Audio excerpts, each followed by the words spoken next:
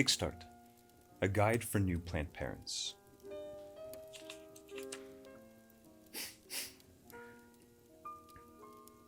Your guide to growing. Welcome. Welcome to the Alti Farmer family. We're thrilled you've chosen Pico. This guide will help you learn a little more about planting, growing, and caring for your plants.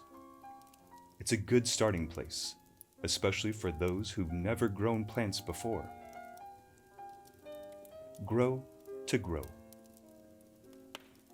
Growing plants is simple, but understanding their needs and behavior can get tricky sometimes. That's because plants need an environment as close as possible to that in which they grow naturally. For example, plants that grow in deserts need strong light and very less water, while plants that grow in tropical regions need humid and warm conditions. Every plant has different growing requirements. Any fluctuations in their growing, like irregular watering, poor lighting, overfeeding, can contribute to common problems in plants halting their growth and development. However, proper care can definitely enhance their growth and extend their lives. So, let's give our plants a perfect opportunity to grow to their full potential by providing them with the perfect amount of water, light, and nutrients. Green thumb tips. Maintain a balanced moisture level in the soil by topping up water when low. Keep the grow lights minimum 1 to 2 inches above the plant. A minimum of 8 hours of darkness is essential for most plants.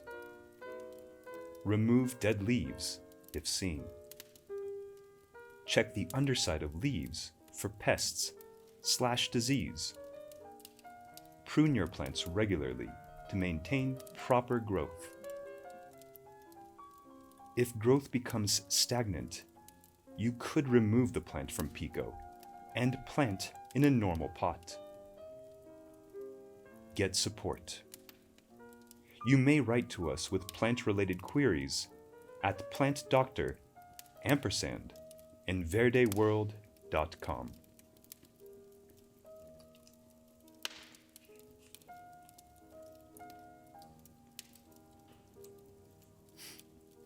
Watering. Water helps your plants to supply essential nutrients from the soil to different parts of the plant. Watering your plants sounds simple, yet many of us struggle with it as some plants need water once a week, while some need water daily. A simple trick to know whether your plant needs watering or not is by touching down the soil. If it feels dry and hard, it likely needs watering, and if it feels moist or wet, no watering is needed. Here are some common know-hows which will help you tend the plants. Overwatering. Wilting. The plant droops, but the soil looks moist. Water-soaked spots and blisters. Plant cells soak in too much water and expand to the point of rupturing. Yellow falling leaves.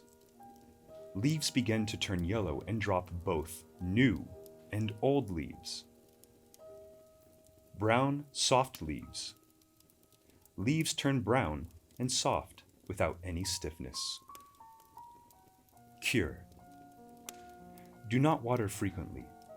Allow the soil to become dry on the surface before watering again. Use a well-drained oil. Underwatering. Wilting. Plant droops and the soil is dry and hard. Leaves curling downwards. Leaves curl downwards to prevent further water loss. Dry, dead leaf tips. tips/edges dry out and turn brown. Eventually, the entire leaf turns brown and dies. Slow and stunted growth. Less water leads to very, very less supply of nutrients. Cure.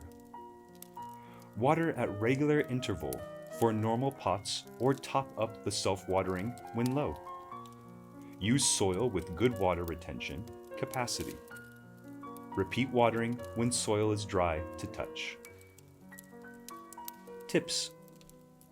Allow the soil to become dry on the surface before you water again. This method maintains a good balance of air and water in the soil.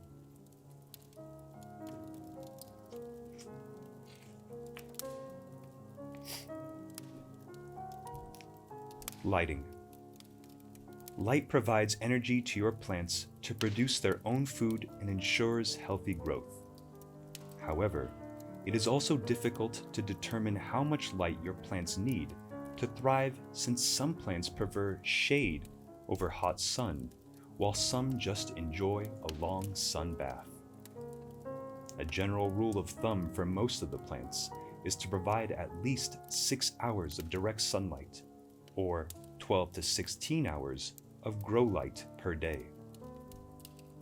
A minimum of 8 hours of darkness per day should be given to the plants as they need some time to rest. Look for the following symptoms for any kind of suffering caused due to over or underlighting. Overlighting. Wilting. Plant starts wilting as it loses water much more rapidly than it can absorb. Leaf curling upwards to prevent water loss by decreasing the surface area. Leaf burning.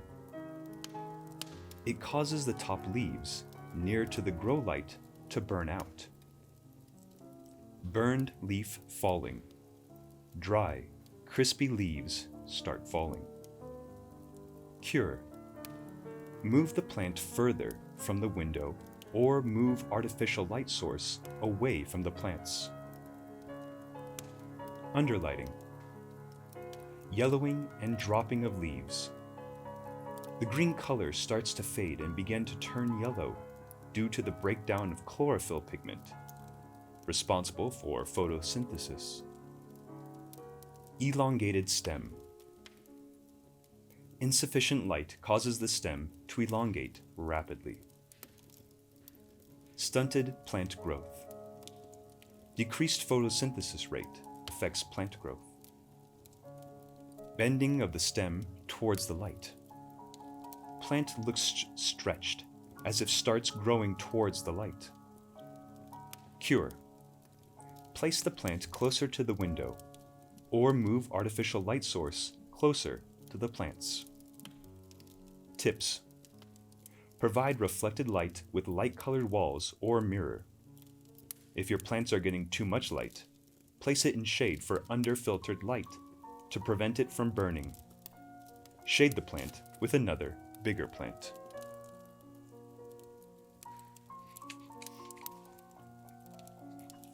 This is a thrilling read so far. I wonder what will happen next. Nutrients. Plants growing in containers have a limited amount of soil from which to obtain nutrients. The supply of nutrients becomes depleted when the plant is actively growing. Thus, we need to fortify the soil to replenish them.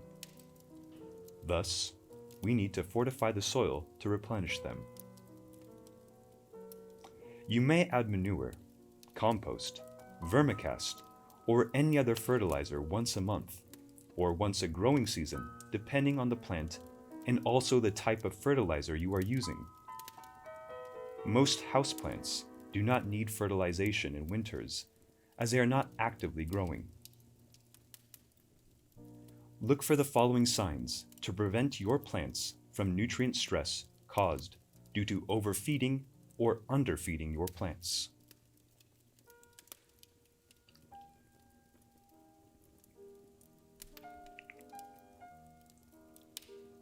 Overfeeding. Lower leaves wilting. Plants wilt as they cannot absorb water from the soil. Dark green foliage. Plants grow rapidly with lots of dark green foliage. Leaves burning. Leaves start turning brown at the margins and tips. Salt layer. A crust of fertilizer forms on the soil surface. Cure. Drain the fertilizer out of the soil by watering it thoroughly. Only applicable for conventional pots. Gently remove the crust of fertilizer from the soil and repot the plant with a fresh potting mix.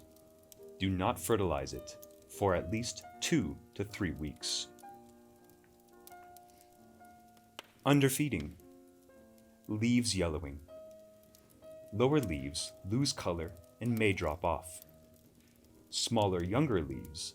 New leaves are smaller than previous leaves. Slow and stunted growth. Lack of nutrients causes stunted growth. Purplish red spots. Some plants may show purplish red spots on the leaves. Cure. For early recovery, add a small amount of fast-releasing fertilizer to the soil. For quick results, perform foliar feeding as nutrients can be rapidly absorbed by the leaves. Tips. If plants are totally dormant, do not fertilize until growth starts. Do not apply fertilizers to dry soil. Do not over-fertilize. Plants can die from too much feeding. Less is better than more.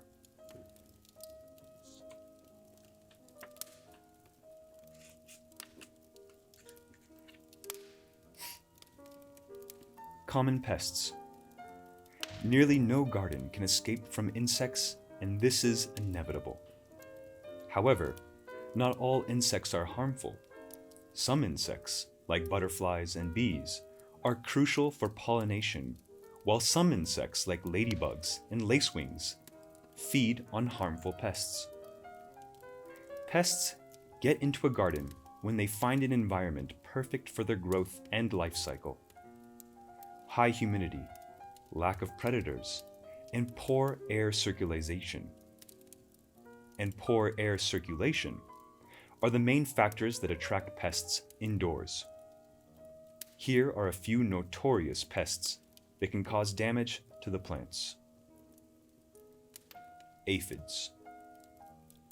Aphids are small, sap-sucking insects, usually green or orange, found on new growth.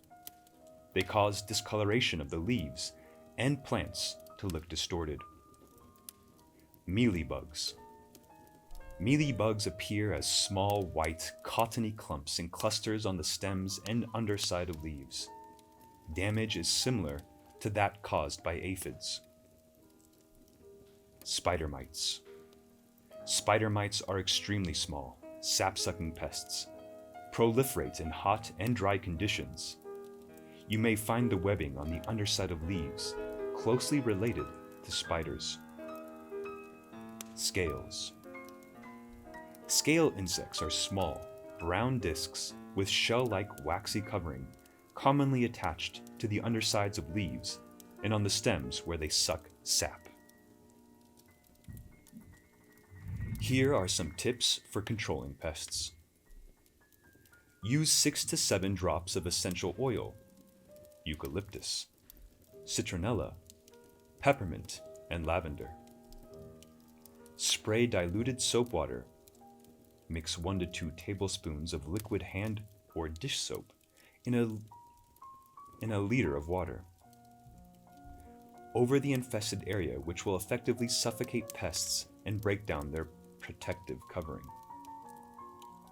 Make use of sticky traps to catch and monitor pests. Make your own pest trap by coating a yellow or blue colored card with Vaseline or oil to attract pests. Tips. Grow strong smelling plants. Mint, dill, garlic, and onions. in between your garden plants to repel pests. Repeated application of remedy every week for a month may help to break their life cycle.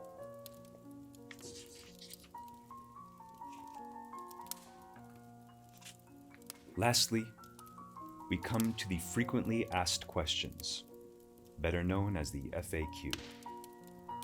Q1. What kinds of plants can I grow in Pico?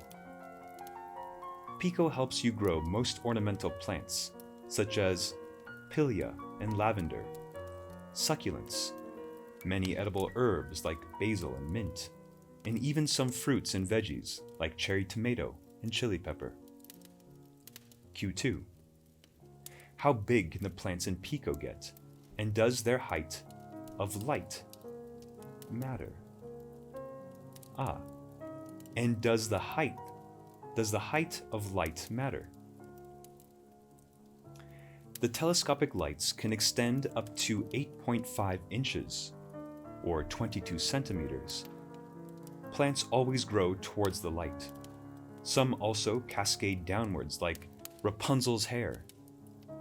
By keeping the light about 3 inches above your plants as they grow, you will encourage your plants to grow strong and fuller.